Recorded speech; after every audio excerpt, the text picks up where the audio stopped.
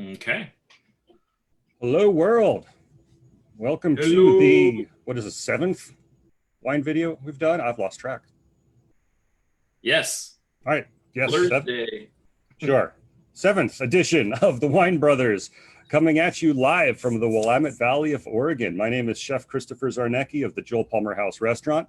I'm here with my brother, Stefan Zarnecki of Black Tie Tours, Oregon's premier Oregon wine touring company. What's on the agenda today? Oh man. Well, we've got another winemaker coming on. That's right. I know it's kind of our specialty. It's what we do. Yeah. And Jay McDonald of EIEIO Wines. Jay is one of the real characters, I'd say, in the Willamette Valley. It's funny. I started the wine club, last couple weeks or whatever, and I go to Jay's to go pick up a little bit of wine, keeping distance, of course. And I end up hanging out with Jay for like 45 minutes, talking cars and wine. And Jay's he's very well versed, of course, in wine, but other things that we enjoy discussing as well. So yeah, he's always got a yarn to spin and a tale to tell. So this episode could go long. We'll make it fun. We'll keep it fun and interesting for sure. It's possible. No, I enjoy Jay. I don't know how things are going to be in the next 2-3 weeks, but this might be the last time I get to do this on a 7 o'clock on a Thursday. So we're either rescheduling the Wine Bros to Monday or Sunday nights, or we'll see. I don't know. And why is that, Chris? Because certain restaurants in Oregon are allowed to reopen. It was on a by-county basis, and Yamhill County applied and was approved. So this May 22nd this month, a week from tomorrow, we will be reopened. Obviously, we got to have 6 feet between tables, gloves and masks and all that fun stuff. But at least my people can go back to work. We're turning the engines back on and ready to rock and roll. Yeah. And a big shout out to our county commissioners, Casey Cola, especially, I've been talking to and getting his face. Man, he puts in a ton of time preparing very thought out updates for the county. They did our plan to reopen and everything. A lot of behind the scenes work in order to get our county back open and back to business. We're still trying to figure out if we're open or not, because transit and transportation and defining what that is not super clear now. But believe me, when we are open for business and ready to take people out touring again, we'll make sure to shout that from the rooftops. I'm excited just to work again. I mean, the wine club has been awesome, keeping me busy, scrambling and getting wines. But man, babysitting kids and running homeschooling is like, not ideal, not the ideal way for me to spend time right now. Doesn't pay the bills. I'll be honest with you. I had pretty mixed feelings this morning. I definitely enjoyed the hell out of the last 7 weeks of being able to spend time with my boys. I mean, they're 5 and 8. I'm never going to get this time back. I know. So I am a little disappointed that that time is going to be going away. So mixed feelings, but there's a bigger picture to consider. Yeah, there's pros and cons, and who knows? Hopefully, we can stay open when we do reopen. I was looking at harvest jobs. I've never been able to work a harvest, and I know some people in the business might think, "Don't! It's crazy. It's too much work. It's crazy. But I was kind of looking forward to like, hey, maybe this is the year where Mother Nature says, Stefan, now's the time where you get to actually, get in there and get your hands dirty. Think of all the calories you'll get to burn. Oh man, yeah, I'm sure that's offset by healthy harvest meals and copious amounts of wine. Carb loading. The carb load you up first before they send you out in the vineyard. Yeah, I'm sure, but it sounds like fun. I'm sure it'd be fun for a day or two, and then turn into really hard work after that. Have you ever done harvest stuff, Chris? I have. I've harvested once, sorted grapes once, bottled once, and yeah, I get to say I did it, and I learned something, and probably won't ever do it again. You prefer the kitchen? I do prefer the kitchen. I prefer being on the other end of the glass. You know what I mean? Funny thing is, when I first moved to Oregon in 1997, The very first job I ever had, I went through a temp agency and I worked the bottling line or the packaging line at Domaine Drouin for 3 days. So that was officially my first job in Oregon when I moved out here when I was 19 years old. There you go. People don't know that. That was before Lewis Audio Video. Before Lewis Audio Video, before Radio Shack, even. I worked at Radio Shack for a few months, yeah. But yeah. All right. Well, let's bring on Jay here. He's waiting in the wings and ready to rock. This. Mr. Jay O'Donnell, everyone. There he is. There he is. Trouble Incarnate has arrived. Joining us from the hill up in outside beautiful Carlton, Oregon. How's the weather up there today, Jay? A little dreary. That's okay. Off and on. Well, thanks for joining us today. Appreciate Thanks for the invite. Yeah, taking a little time. It seems like you've been busy, all things considered. Because you're kind of a one-man show over there, correct? Yes, there's always plenty to do, even though no one's coming by. But that's okay. Except for me when I'm picking up wine and that's right. Hanging out. A select few. It's a select few, exactly. Now, yeah. So how's the wine? Yeah. So tell us. So you got into winemaking. How exactly? I was the weirdo in college who had wine in the fridge instead of beer. And it wasn't good wine, but it was wine. And then as you move up in the working world, you get access to something that's called an expense account. And once you get access to an expense account, you can learn a lot about wine. So I learned about wine that way. The people I worked for before I moved here, they were into wine, or he had tons of wine, but he wanted a wine business. But he shared a lot of really nice wines, and that's when the bug kind of hits you when you have a wine which kind of blows your mind, and it's like, wow, okay, this is fun. Any specific wine come to mind for that? It was actually a white Burgundy from a very nice producer. I don't remember exactly what it was, but I remember it was Chardonnay, and it was unlike anything else I've ever had. So. Awesome. And so you made your way to Oregon. Where were you before that? Directly New before? York. In New York. Were you Yes. pimping wine there or what? I was in high finance. Well, sorry, you broke up there. What you were what? I was in high finance. Hi. Wow. Yeah, I worked for somebody who had money to invest, and that's what I did.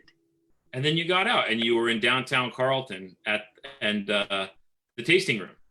Yes, I like to tell my friends back in New York that when I moved to Oregon, I bought a bank, because I actually bought a bank building. That wasn't a bank. The famous bank building. So your vault of wines was quite literally a vault. Yes, it was. And then you moved up to your vineyard, right? And that's your tasting room winery now? Yeah, correct. I was at downtown Carlton for about 16 years. And I had a little tasting room for wineries that didn't have tasting rooms. So right. When your dad, Jack, came to town, he bought all of his wines for this cellar there from me, because I had vintages going back to the early 80s. And it worked out well for everybody. Oh, so that was the origin of getting some of those older Yeah. Pinots. I didn't know that. You still have a pretty awesome stash of older Pinots laying around?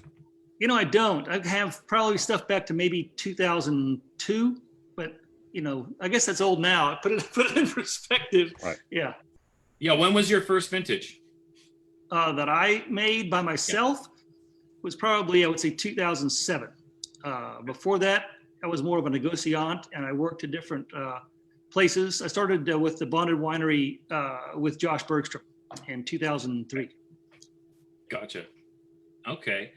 Now, okay. Stefan, you promised good stories. You said that. I know. Okay, so everybody we interview, we got to do a bunch of interviews first and save Jay for when we've had some practice, so we can get some really juicy stories out of him. Come on. Okay, so the tasting room. We had a conversation the other day about the tasting room and people coming in, and you ended up kicking them out. What? I can't remember what happened there. Well, basically, people that have negative energy, it's contagious. And so you don't want negative energy anywhere around you, be it in a retail setting or in a car or anywhere. Dinner party. And so they were just basically a person was a chiseler, and they always wanted to get a better and better price. And I don't stand for that. The price is the price. So I asked them to leave because it was contagious. Other customers were getting that. Oh man, Chris, did you catch that? I did. Stefan, your video straight up froze for a second there, but I got it. And I think, Jay, you were being very kind and diplomatic about that. Usually when you hear those kind of stories, it's like there's the really juicy version, and then there's the, all right, here's what I'm willing to say publicly version. I respect that. There you go. Yeah. I've also learned that, life is, life is short and getting shorter, and you should never put up with people you don't want to put up with. And sometimes you have to cut them off at the knees. There you go. Just get out of here. Take your negative energy and go down to Ken Wright or something. Yeah, wherever you want to go. You've got lots of choices in town, right? You got lots of choices. Yeah. That's good. Now, who would be some of those people kind of along the way that you worked with that you said, this guy is doing it right. I like the way that they handle themselves. I like the way they make their wine. Maybe mentors or whatever kind of along the way. When I first moved here in 1993, the first person I met in the wine business was a guy named John Thomas. And he and I kind of hit it off. And I didn't know he was in the wine business when I first met him. It just kind of came about through very interesting ways. And over the years, I've come to respect the way that he does his business. And it's great. A one-person operation. Anything goes wrong, it's your fault. Anything goes right, it's Mother Nature's fault. But pretty much him, and then I worked or volunteered, I should say, harvest at several wineries. And I think the person who is more of a mentor would be Steve Dorner down at Christum. Because you ask him a question and he never answers it directly, but you'll figure out that he did answer it about 2 weeks later. So he's like the Yoda of winemaking. Is that what you're saying? Yeah, he's extremely intelligent, and he's had enough experience where he won't give you the answer, like I said, but he'll say, you can do that. Yeah. Go ahead. I'm going to sit here and watch. Yeah. Man, so let's talk a little bit about EIEIO. Okay. So obviously the name comes from your last name. Right. McDonald. You don't have to take yourself too seriously. So I thought domain McDonald was a little pretentious. Chateau McDonald also kind of up there. And plus we're in America. Why have an affected French name? EIEIO is easy to spell. Lots of little kids know the song, drives their parents nuts. And the parents can open a bottle of this and sing along with them. Everything will be better. So there you go. And you make Pinot Noir, you make delightful Chardonnay, and you're making rosé now a little bit, right? Yeah. Which I haven't tried yet, but do you like it? Is it good?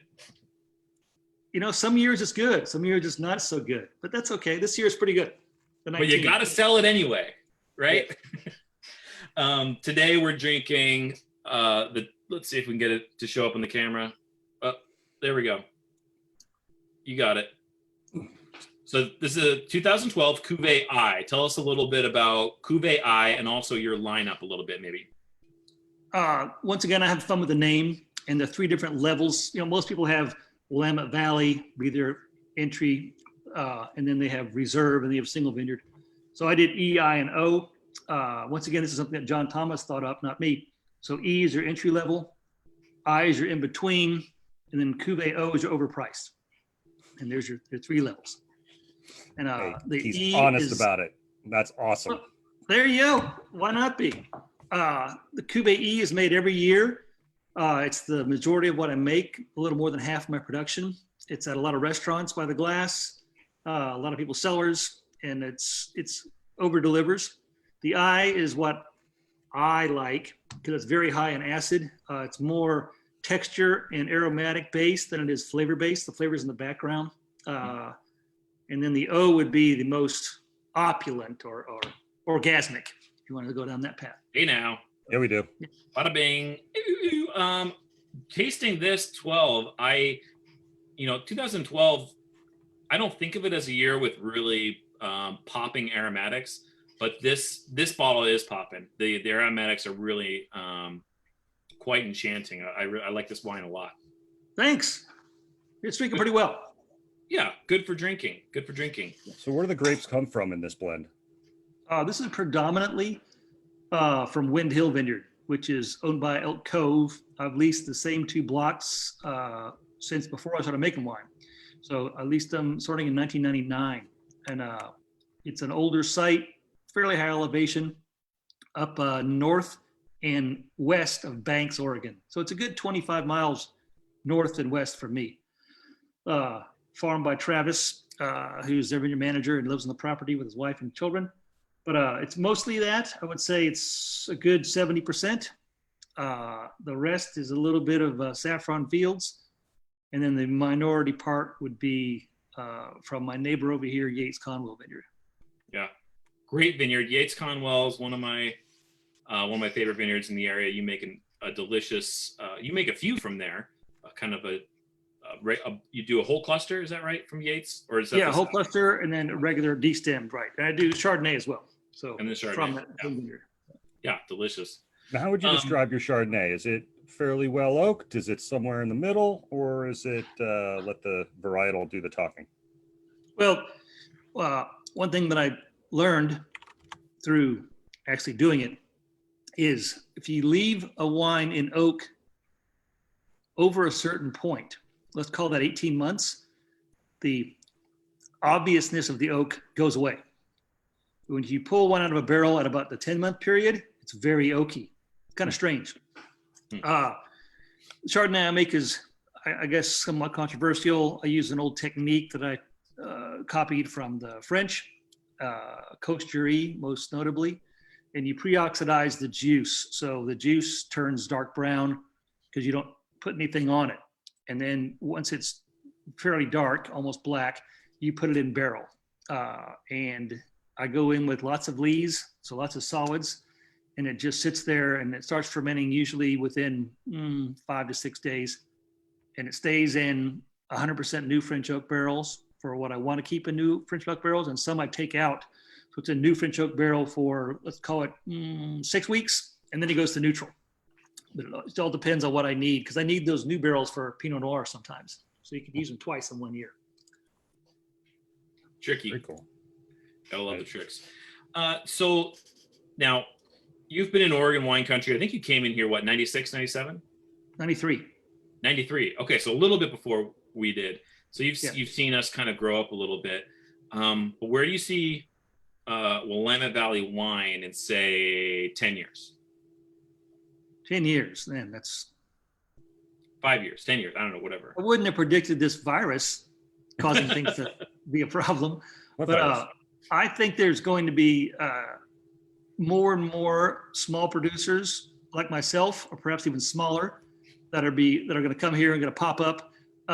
These multiple winemaker facilities make it very easy to get into the business. And you can start out with 200 to 500 cases and have a go at it, and then say, hey, I'm going to plunge in and do it all myself. It's a good launching place. It's a good, and everyone so far, I've been here 25 years, has been very embracing, and everyone is helping everyone else out in every industry, be it, restaurant industry like yours, by buying my wine and me sending customers there as well, or, equipment manufacturers or producers. If I have a problem in the cellar, I can call up any winemaker and they'll come over. You give them a 6-pack of beer and they'll help you.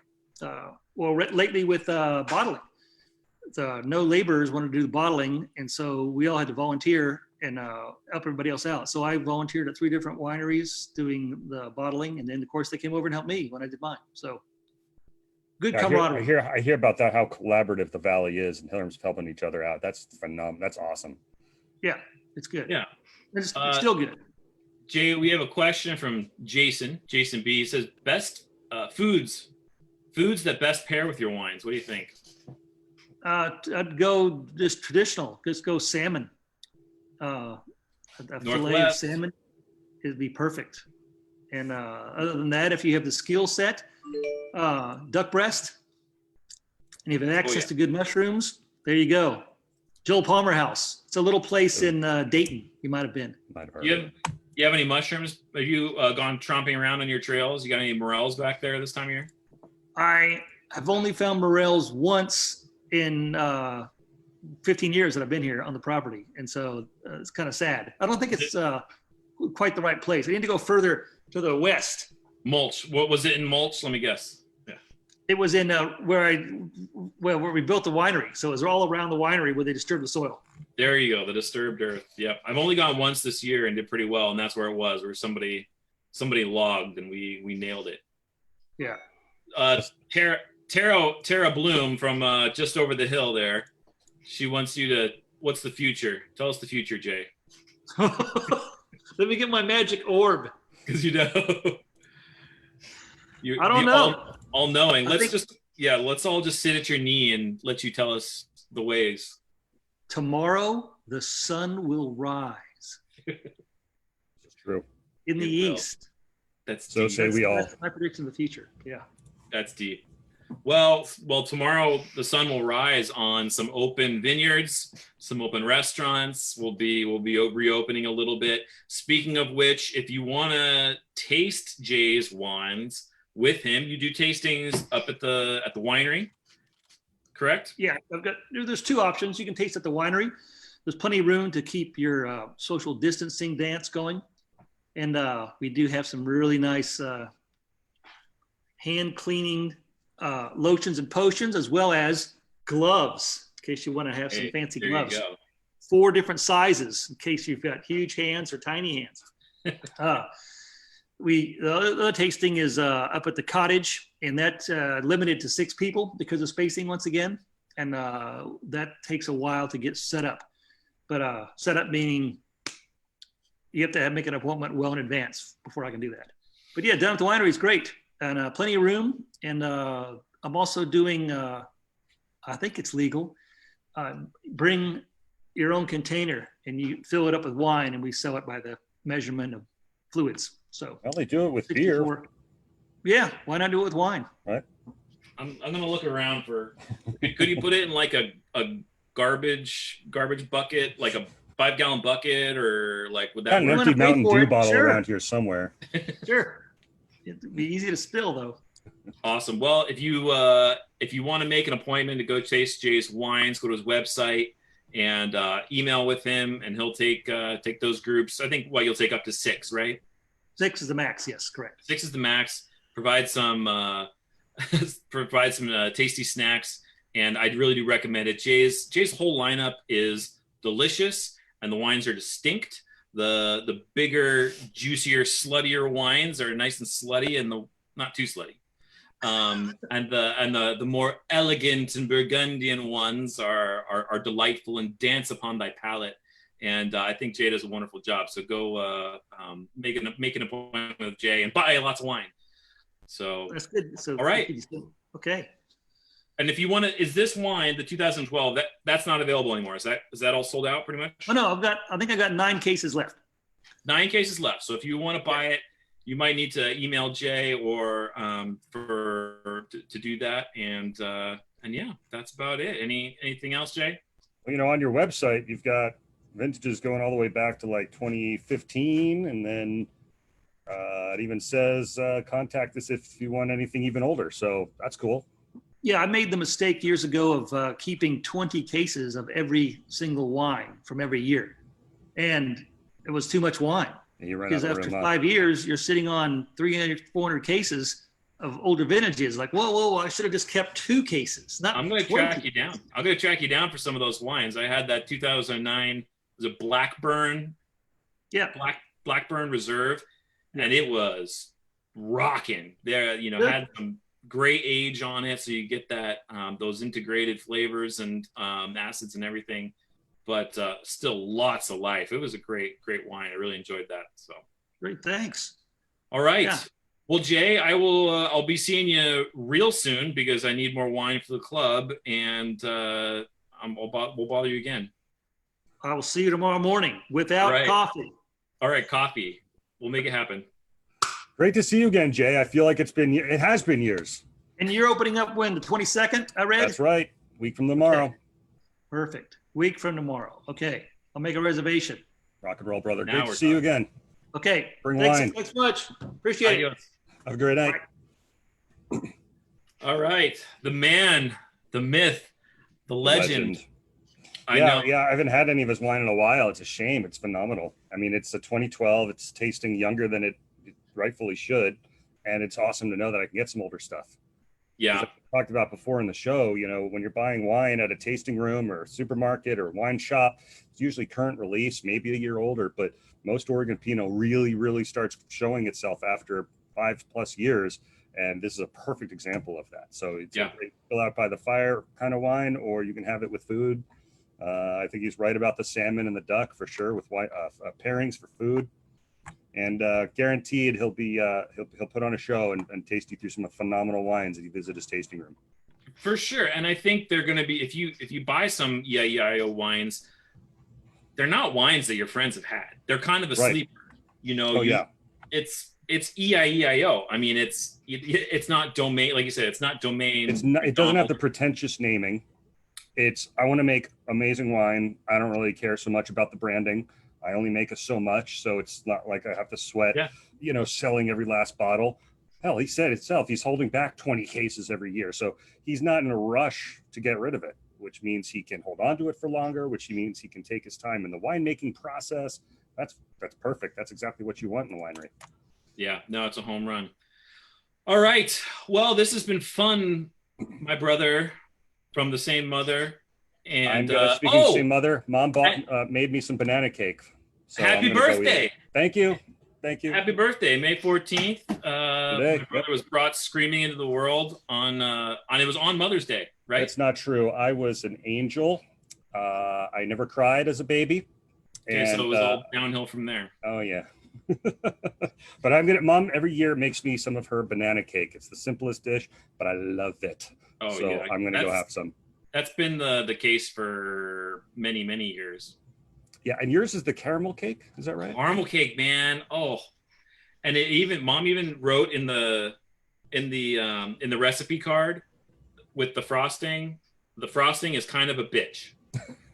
Mom wrote that? Yeah, she wrote it in there on the recipe card that she gave to Megan, and it is because every year Megan makes it for me, and she just kind of like, I'm gonna get it, and it's a motherfucker. Like she's ruined it before and done it again, and like has tweaked it over. Like it's when you get it right, that caramel frosting, so good.